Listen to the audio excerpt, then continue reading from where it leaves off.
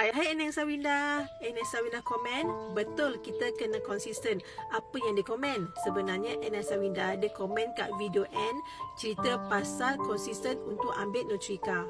Sebab apa kena konsisten? Sebab apa-apa saja makanan kesihatan untuk diri kita, kita kena konsisten makan barulah nampak kesan. Sebab dalam Nutrika tak ada bahan-bahan terlarang ataupun bahan-bahan kimia. Jadi kena teruskan makan, konsisten makan barulah nampak perubahan. Dan Nutrika ni dia bukannya suplemen, dia adalah functional food.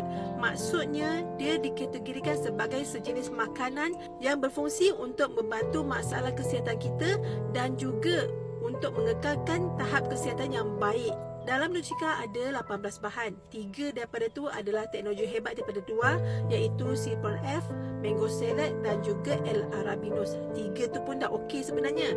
3 tu pun dah okey, 3 pun dah hebat. Tapi ditambah lagi dengan 15 bahan lagi yang dipilih secara teliti dan terperinci. Kuantitinya semua tepat. Lagipun Nutrika ni cara makannya tak susah. Tak payah nak ambil cawan, tak payah nak cari air, tak payah nak cari air panas ataupun air sejuk.